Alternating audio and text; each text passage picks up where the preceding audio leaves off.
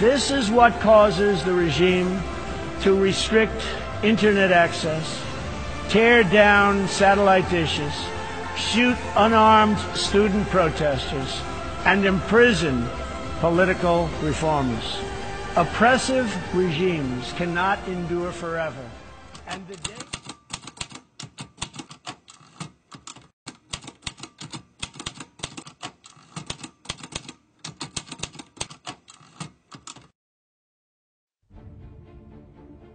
In my part of the world, we shed tears not because we are weak. We cry because we have been tough for so many years. Out here, we do not know much about fairness or equality. The rule of law almost doesn't exist.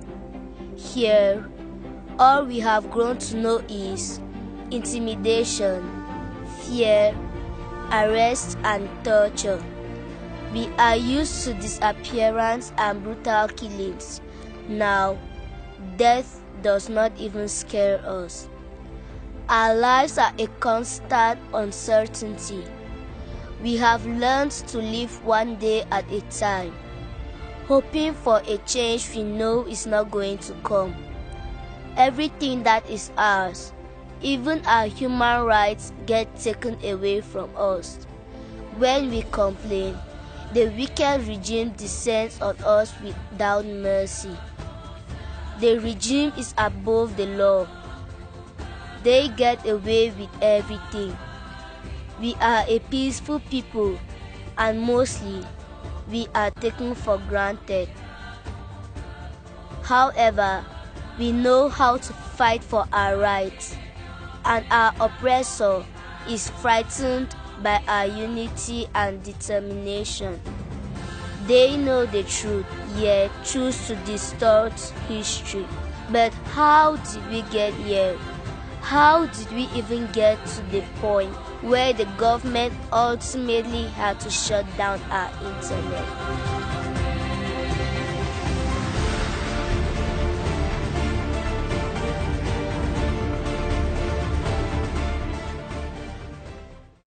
In December 2016, an outspoken, fearless, and angry opposition member of parliament took to the floor and in a very prophetic, stern tone spoke the words that eventually killed the fear of arrest, torture, or even death among the people of the two Anglophone regions of Cameroon. Honorable Weba Joseph from Jakiri in Bui Division seemed to have given a new meaning to the word resistance. He indisputably stirred up and boosted a new wave of self-determination among the people of southern Cameroon. This spirit continues to grow from strength to strength. The problem we have in West Cameroon is the problem that will bring down Cameroon. If you do not handle it well, you will not know Cameroon as it is in a few months or in a few years. When people have had pent-up anger and pain, humiliation, for over 50 years, when it bursts out, you will never be able to control it. Because you have your army of occupation out in West Cameroon, you believe that when the people will rise, even if you took the whole of the French army and added to yours, you will never bring them down. The vision of this member of parliament seemed to have been superbly scripted even before events started to unfold. He talked with the conviction of someone who had already seen what was coming. His speech immediately went viral on the internet, and with it, seeds of resistance and audacity were born throughout the northwest and southwest regions. We, the people of West Cameroon, will resist you, and if you want to take that territory by force, you will kill to the last man before you take it. And you can start from me today. When injustice becomes law, resistance becomes a duty. The people of West Cameroon have a duty to resist your oppression. I call it oppression because of what I've seen in the field. If the more people who are the people of East Cameroon have proven to us that our blood means nothing, then it is time for us to say it will soon be over. History has not forgotten that Buea was the headquarters of West Cameroon. History has not forgotten that Buea was the capital of southern Cameroons. And history has not forgotten that Buea was once the capital of German Cameroon. That is why I say that Buea is a historic town. I was one of the believers in a unified Cameroon, and I want to tell this house that what has happened to those children in Buea University and in Bamenda has convinced me that the people who say Cameroon should go in two parts are correct. And there are more and more of us out there who now believe that it is the ultimate end. And just like that, the Honorable's prophecy came to pass. Things speedily began to spiral out of control. In the last 18 months, the English-speaking regions of the northwest and southwest of the Republic of Cameroon have been the grounds of protracted protest. Strikes by the lawyers of the common law extraction and Anglophone teachers prompted people from different walks of life to express a general discontent with the poor treatment Anglophones have been subjected to in a Francophone-dominated country. The lawyers had requested that the regime should consider returning to the federal form of government as the best way of preserving and protecting the Anglophone minority. The government did nothing to redress the issue for over a year. Then the lawyers called for sit-in strikes. Still, nothing happened. The lawyers decided to carry out a peaceful demonstration on the 8th of November 2016 in Bamenda. But they were met by police officers and gendarmes who dispersed them with tear gas, brutalized them, taking off their wigs and robes by force. As a result, the lawyers and teachers' strike action was prolonged indefinitely. By the same measure, the people's disgruntlement with the government continued to worsen.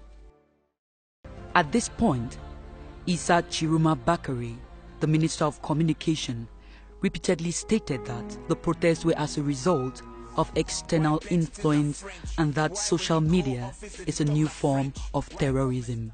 Cyberspace is the channel that I consider to be one of the most harmful as far as the image of the nation is concerned.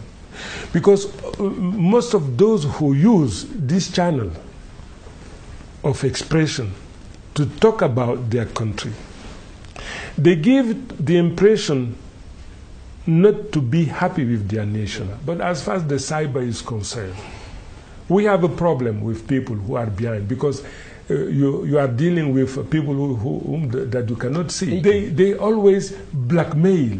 They want to take hostage. They want to defame their nation. The reason why we say that what they are doing is completely wrong. Unable to achieve academic or economic fulfillment at home, many Anglophone youths have fled Cameroon. Their Anglo-Saxon background has facilitated their settlement and integration in many Western countries. This diaspora has swelled the ranks of the freedom movement abroad and is legitimately supplying ideas and support for any protest movements. They have demonstrated this during strike actions, notably through protests organized in front of various Western embassies in their countries of residence. Despite a constitution that enshrines freedom of expression and of speech, the government has labeled social media as a new form of terrorism. A government that has resorted to cheap, blatant threats and intimidation, stating that she will listen to social media conversations.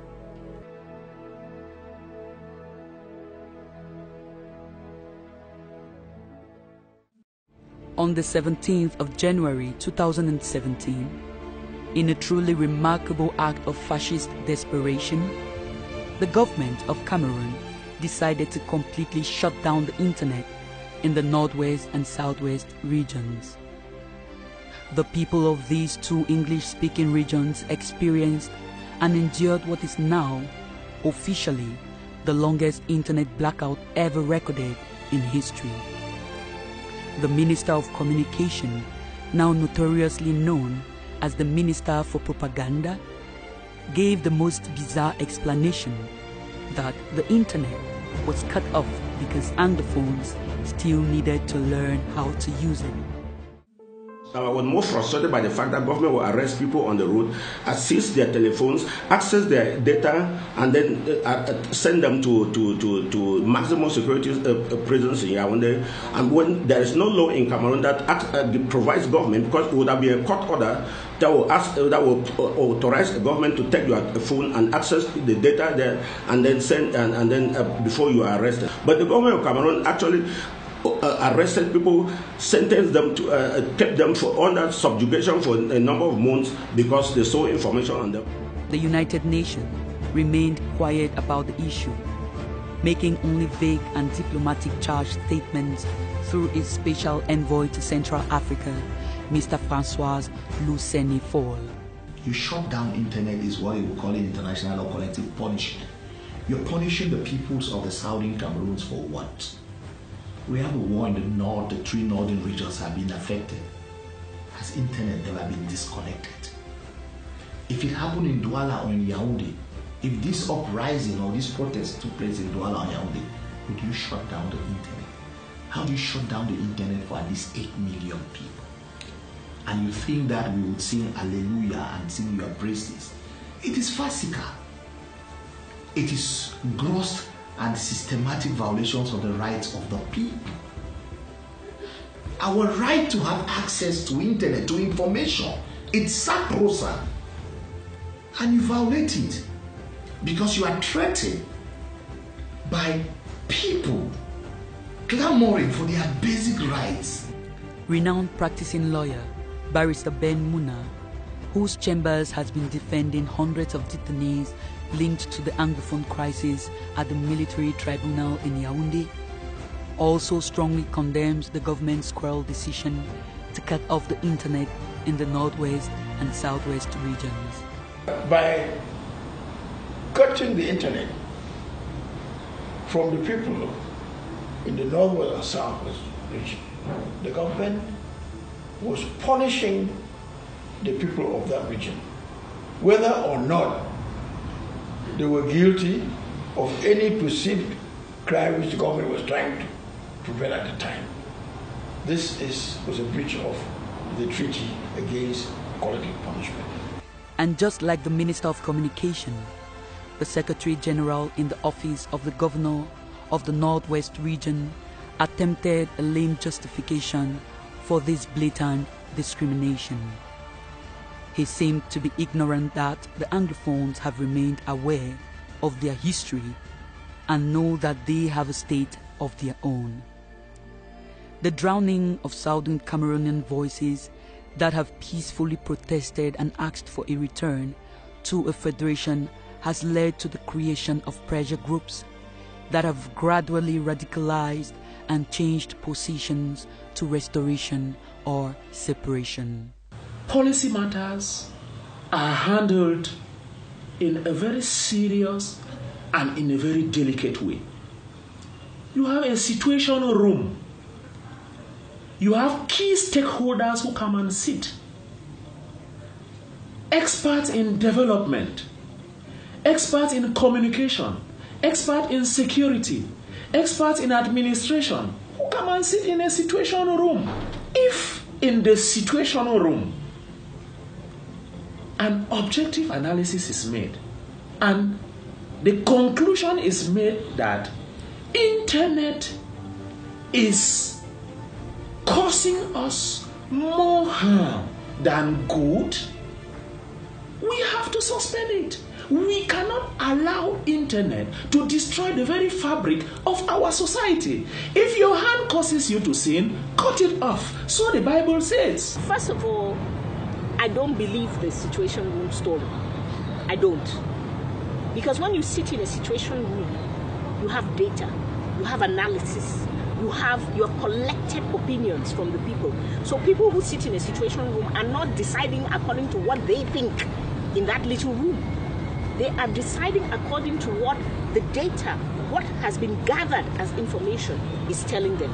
And what we have seen throughout this crisis is a bunch of people deciding according to their own mindset. I am one of the key actors in this crisis.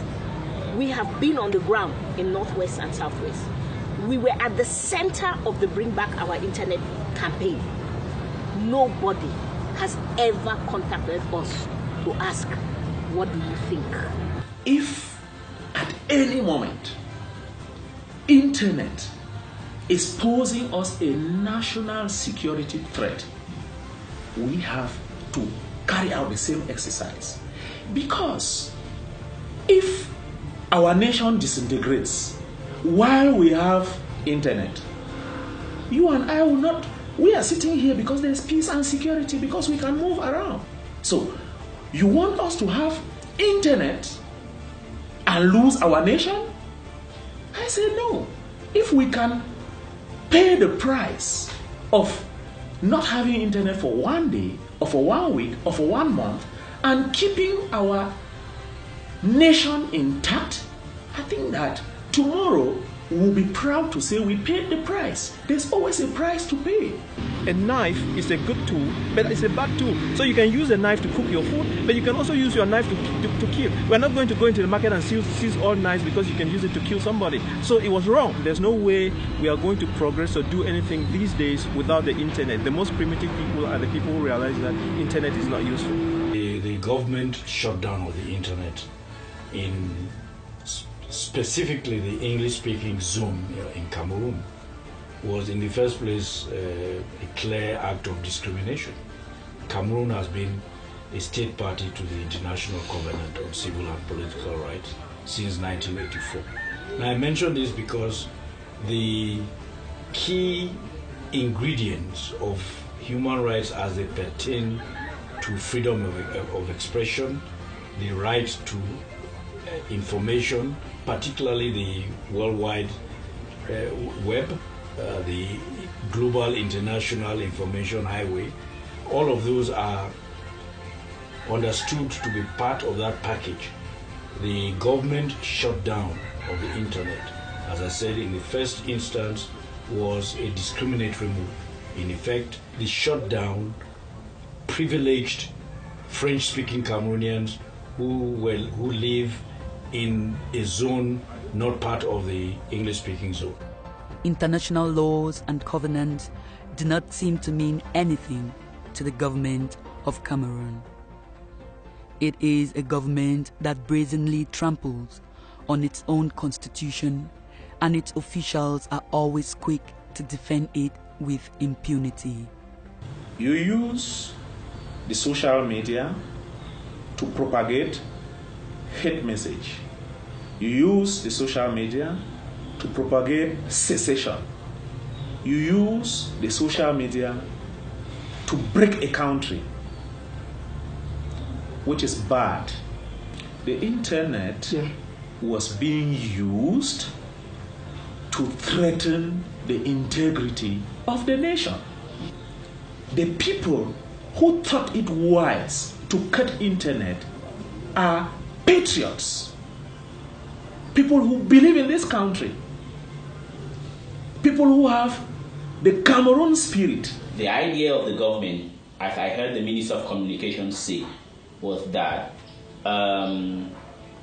they wanted to stop the spread of falsehood. If that was the objective, they failed. And the other thing is that there was no falsehood. The problem the government wanted was that they wanted to commit a crime without any witnesses. The arrest of journalists by the government of Cameroon or the closure of media houses or threat to close media houses is synonymous to internet shutdown, because I think when they shut down the internet, it was not enough for them. News was still filtering. So they said now, okay, let's give the coup de grace. And the coup de grace was that we need to arrest journalists. I'm still trying to figure out what the crime was that provoked the collective punishment of internet shutdown, except to intimidate the people and to prove that the government is in charge and the people cannot challenge that government. The government raised, in taking that stupid move, they raised an animosity against the government. So I don't think that they succeeded.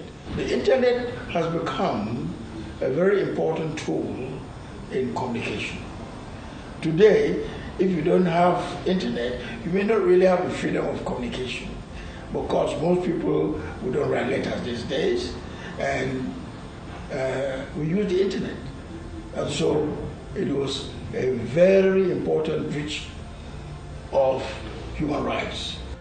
Renowned international advocacy organizations such as Access Now, a human rights group working to protect the rights of internet users around the world, condemned the shutdowns in Cameroon. They continue to monitor shutdowns globally. When you think about an internet shutdown, you would think that maybe journalists or bloggers are the first person suffering from the consequences of the internet shutdown. But actually today it's very difficult to dissociate your life online and your life offline. And from all the testimonies that we collected through the Keep It On campaign with the different Keep It On partners, by collecting a lot of shutdown stories, we noticed that actually everyone is affected. Shutting down the internet in the Northwest Province affected me so much more, because I am like the father of internet in Kumu. If you look on my roof, we installed the first satellite internet in Kumu back in the early 2000s. Most of my knowledge has been acquired through the internet, and so to live without internet, it's like no life. In Cameroon, we have a fundamental problem. Internet is just one expression of a much broader problem. That is the failure of the Cameroon government to respect its international obligation, in particular those that touch on fundamental human rights. I was forced in the very unenviable situation where I would drive once a week to the Mongo River, across the Mongo Bridge. And I didn't have a vehicle, so it meant either getting a taxi, and because of police stops and all that, you have to be careful which taxi cab you hire to take you there. And you can imagine the humiliation of it. I am a Cameroonian, but because I'm English speaking, I have to drive into the French speaking zone to communicate with my clients. The government shutting down the internet was one of the most shocking things, and actually where they generalized the crisis. They made everybody into an activist. Up to that point, it had been protested by specific groups, teachers, lawyers, students, and the majority of the population was sitting and sort of watching, observing. And then most importantly is that the Anglophone regions were protesting and saying, we do not feel comfortable in this country. We feel as if we are being marginalized. Now when you cut off the internet, what are you saying? You are cutting them off. So you are basically confirming what they have in their minds. And it was a literal cut off. So the authorities provide a wide range of explanations to justify internet shutdowns, and the number one reason that is provided is public is national security and public order. So very often governments will use public safety or public order as the reason why they need to shut down the internet or restrict some of internet services. What we notice, however, is that the timing with those shutdowns very often corresponds to a protest or some kind of social unrest that is taking place. So obviously this public order justification can be used as a way to silence dissent. The first Cameroon shutdown was what we call a total shutdown or a blackout, which means that the entire internet was cut off. What we're noticing, however, is that not just in Cameroon but over the world, countries that decide to cut off the internet are becoming more innovative in the way that they restrict access to the internet. And increasingly so, they do it either in terms of what kind of services they restrict by blocking specific social media platforms, for example Facebook or Twitter, but they also are doing it geographically. Instead of cutting the internet off for an entire country, they would target specific regions or sometimes specific cities. We need the international community to be very mobilized because the internet shutdowns are increasing worldwide, and we just can't let this phenomenon to become normalized. We can't just accept that every now and then when a government doesn't like what citizens have to say, or when a government wants to control access to information or want to shape the narrative and hide maybe like human rights abuses, for example, they just cut off the internet. This cannot become a standard, this cannot become the norm, and so we need the media to talk about it, we need the civil society to keep mobilized. In Cameroon, our tech hub, the place where technology businesses are located, is in Buea. We call them Silicon Mountain. They were devastated. And in Buea also is found the single university that was created to encourage and uphold the traditional Anglo-Saxon system of education and culture.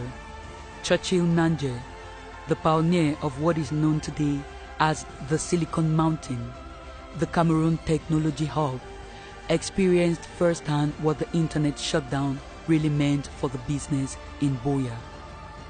Churchill is the CEO and founder of Njoku.com, an internet platform that works like Google, an aggregator. A search engine basically that helps job seekers look for employment.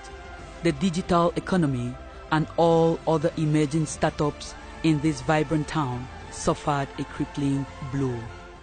When the internet shutdown happened, and I recall that the government had been pushing the digital economy and Generation Android, economy numerique, and then they still shut down the internet.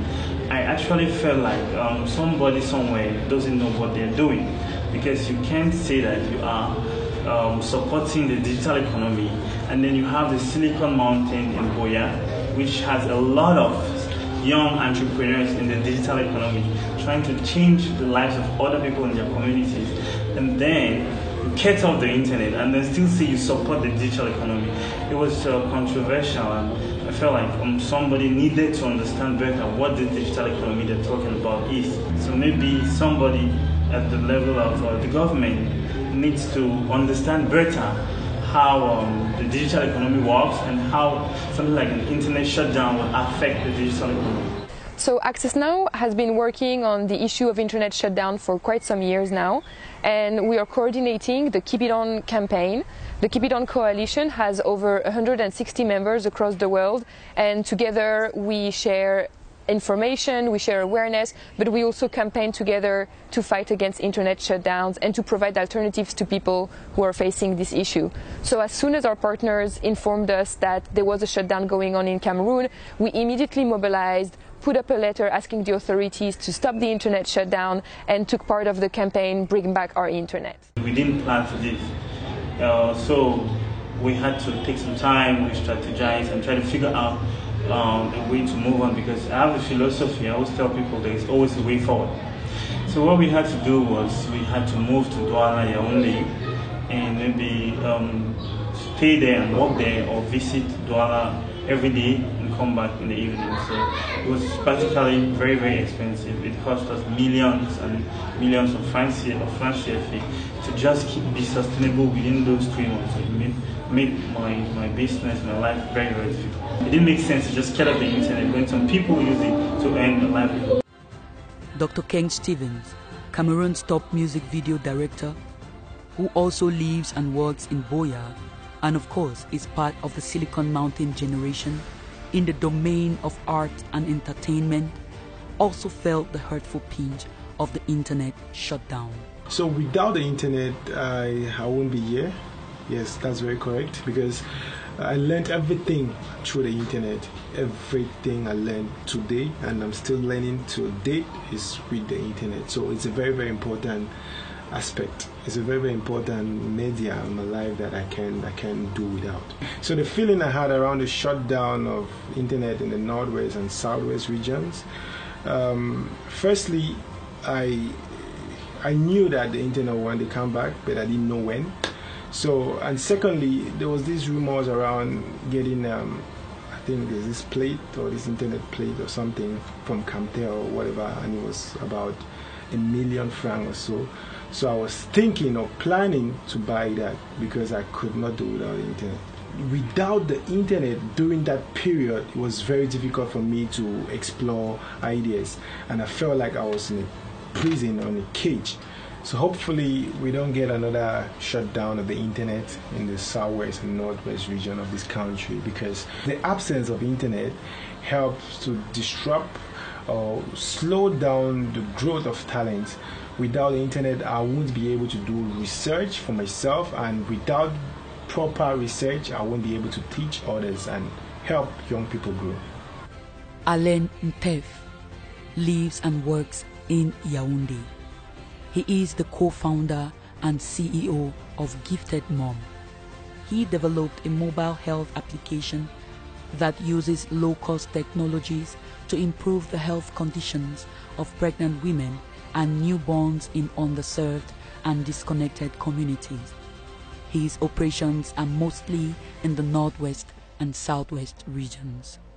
Shutting down the internet simply gives the message that we are not prepared for the digital age, and we are not prepared to grow businesses that are using the internet. The internet today plays a big part of our activity, is the soul of the business, because we are talking about a digital product here. Even to be able to run the SMS notifications, our software needs internet to push out those messages. And definitely the mobile application needs internet for updates and also for accessing several services. So our business is built on digital, our business is built on internet. We've seen that there is a sort of pattern. Whenever there is a shutdown, you can be almost 100% sure that the crisis that you're trying to basically stop will actually increase, because it increases fear, it increases panic, it increases the fact that people don't know what's happening, makes them be more fearful, and whenever there is fear, there is obviously panic, chaos. So it's detrimental for citizens, but it's also, and I would say, almost most importantly, it's detrimental for governments themselves, because the only thing that they can get from it is a country that is not functioning normally anymore. And we've seen that it actually increases crises. And in the instance of Cameroon, since the shutdown, nothing has gone better.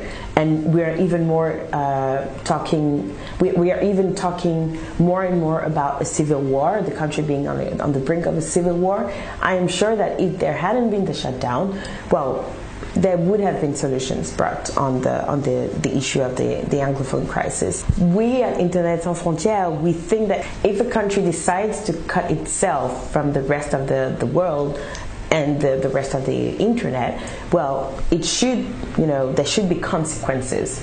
And the only way to, unfortunately, the only way to make some governments understand is to show them what it feels like to be put aside, right? Like the way they're putting aside their citizens by shutting down the internet and by putting them aside from the global conversation. So I think that's the next step. The internet cut was not a luxury measure. It wasn't. It was a hard decision to take. And we had to pass through internet cut to be where we are today. If we consider the pain we're going to feel like somebody who is going to fast. If he considers the hunger he's going to feel, he will never fast. The government once again disrupted internet connection in October 2017. The interference largely affected social media platforms like WhatsApp, Facebook and Twitter. Local residents in towns like Boya and Bamenda had noticed slow or inconsistent connections to these popular communication sites. This disruption confirmed fears that the government was again pressuring mobile operators to cut internet services in the English-speaking regions in a bid to stifle revolt. Indeed, up until very recently, usually when there would be demonstration or elections, the whole network would be shut down. But more and more, we are seeing that it's either services or either locations. I mean, the shutdowns and the disruptions are either located to services or located geographically. Like, for instance, in Cameroon, it was not the whole country that was shut down, but 2 regions of the country. But there is absolutely no difference when you shut down the whole internet or when you shut down just certain services, because our societies today are so dependent on a certain number of websites, and these are precisely the websites that are shut down. There has been a sort of sophistication in the censorship, but the result is exactly the same. It's as detrimental for human rights and economies as blackouts, total blackouts can be. Social media around the world is here to stay.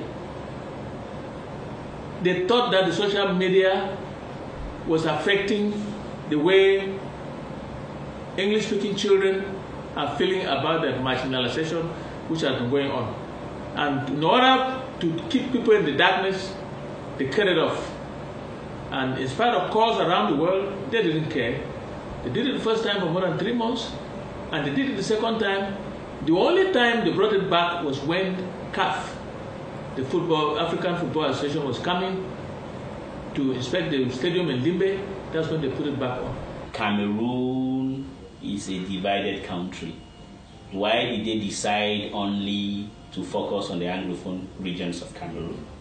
You have had instability in the far north of Cameroon. We have had this instability of Boko Haram, far more virulent than what is was going on or is going on in Anglophone or West Cameroon.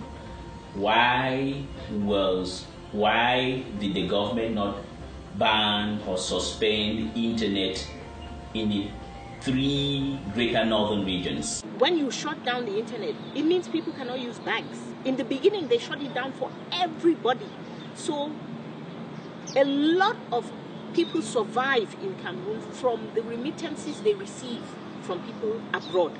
So you had old mothers whose children send them money once a week, once a month, who could no longer get money for their food, to pay their bill, and so on and so forth. The people of the Northwest and Southwest continue to respond to the internet shutdown in a peaceful way.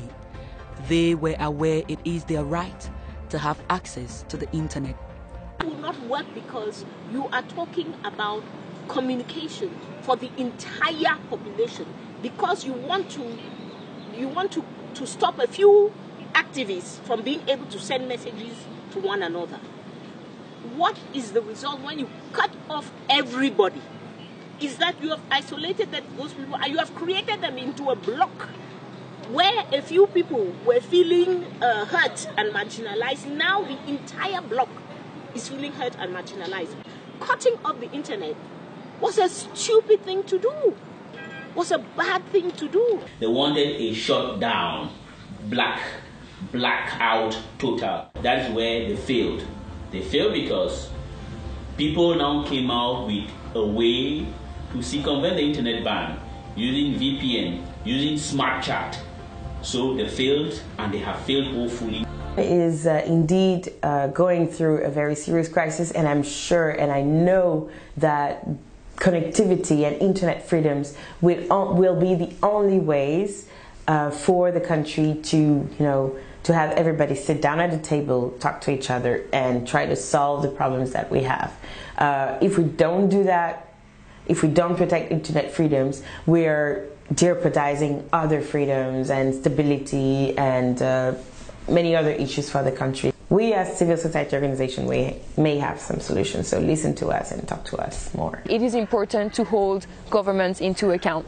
The governments that are issuing orders to cut off the internet, governments that are threatening internet service providers to force them to cut off the internet, sometimes even without a court order, they need to be held accountable. And so it's up to all of the actors concerned, and not just civil society, to act together so that they're held accountable and they cannot get away with suppressing dissent, with curtailing access to information, and with cutting off the internet or specific services that have implications way beyond freedom of expression. I believe, as an article of faith, that when there's a conflict, the best way to resolve it is by talking. In our case in Cameroon, we've not even started talking. So I'm saying we now need to trigger the mechanism that opens up the possibility for talking. The solution is really for these governments to stop fearing openness. There is no point in fearing openness as of today, but instead work with organizations who know the challenges that governments are facing, but also can come up with solutions to counter these challenges and to overcome them. So yes, I think the key idea is really discussion with different set of actors. Don't think that as a government you have the solution. You don't, because the network does not allow this. The network wants everybody to work together. We have to at some point. So yes, we think the only solution is discussion, dialogue, collaboration whenever possible, and yes, as much as possible, try to prevent yourself as a government, as a state, from hindering progress and from stifling basically the expression of your citizens. There is no point in 21st century to do that anymore.